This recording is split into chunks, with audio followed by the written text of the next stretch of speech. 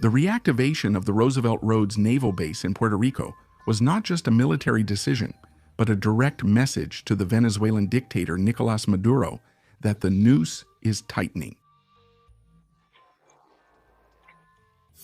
Under direct orders from Donald Trump, the Pentagon reactivated the naval base, which had been decommissioned since 2004, turning it into an operations center capable of projecting force against the Chavista regime.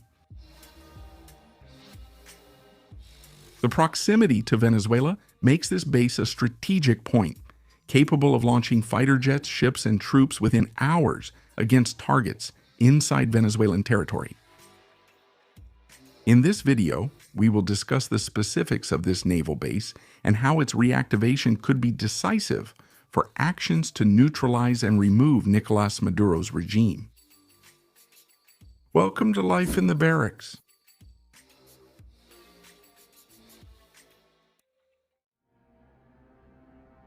Built in the 1940s, the Roosevelt Roads Naval Base was, for decades, one of the largest United States military bases in the Caribbean.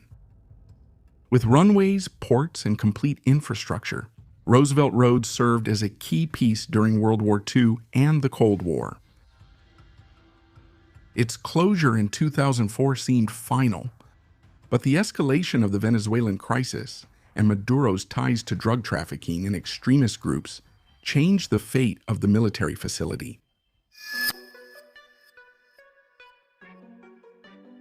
Popular pressure in Puerto Rico against military exercises, especially after the death of a Puerto Rican civilian in 1999 during a military exercise, had led to the closure of operations on the islands of Vieques and Culebra. Without these training grounds, Roosevelt Roads had lost its strategic function. Now, over 20 years later, the base returns with the clear goal of neutralizing Nicolás Maduro and the Chavista leadership.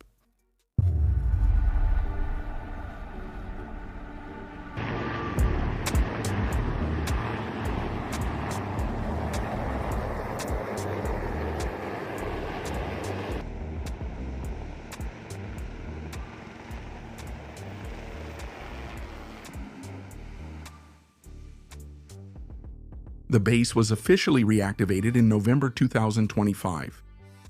F-35 and F-18 fighter jets, as well as Black Hawk helicopters, began operating at the site, along with thousands of Marines.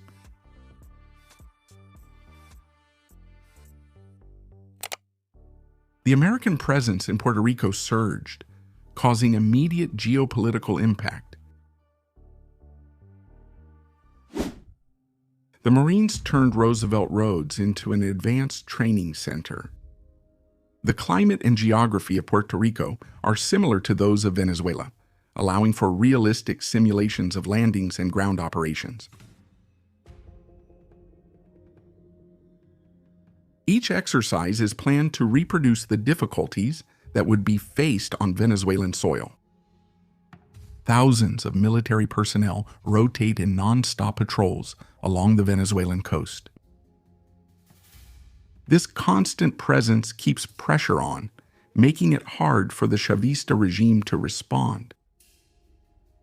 In air support, the F-35 and F-18 jets depart Roosevelt Roads and reach Venezuela's coast in just over an hour. This speed enables instant interceptions and attacks, broadening the Southern Command's reach.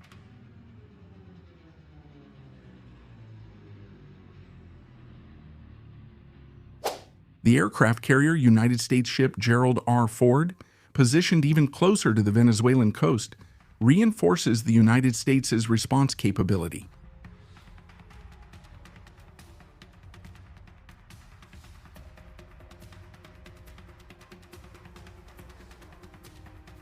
The MQ-9 Reaper drones, unable to operate from aircraft carriers, have the ideal infrastructure at Roosevelt Roads.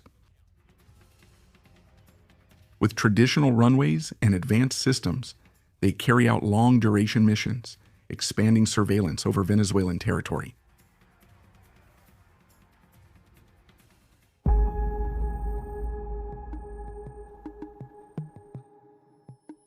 Maduro attempts to respond, but his options are shrinking. The dictator ordered the arrest of more American citizens with dual nationality, trying to use them as bargaining chips with the White House. However, this measure only highlighted his weakness further.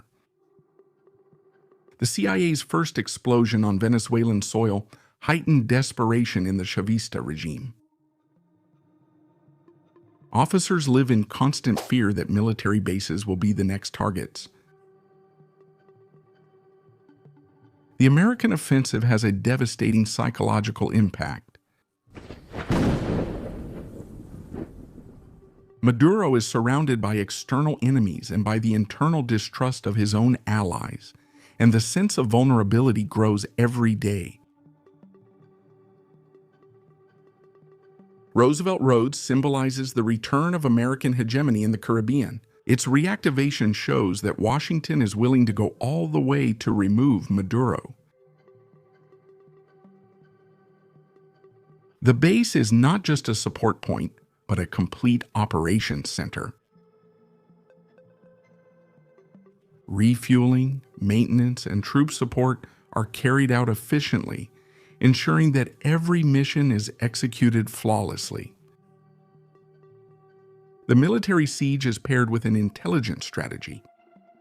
The Israeli Mossad and the CIA have been working together inside Venezuela, monitoring every move of Maduro and those around him.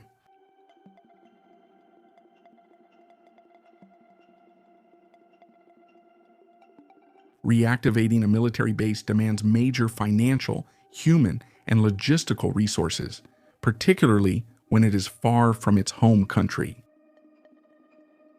That's why it's understood that the neutralization of Nicolas Maduro is not a temporary action, but an ongoing operation that will only be completed with the definitive end of the Chavista regime in Venezuela. The resumption of activities at the Roosevelt Roads naval base carries immense symbolism and shows that Donald Trump has already made his decision. Maduro will be neutralized regardless. Life in the barracks keeps you updated on military news. Leave your like, subscribe, and watch one of the videos appearing on your screen. Forward, soldiers. See you next time.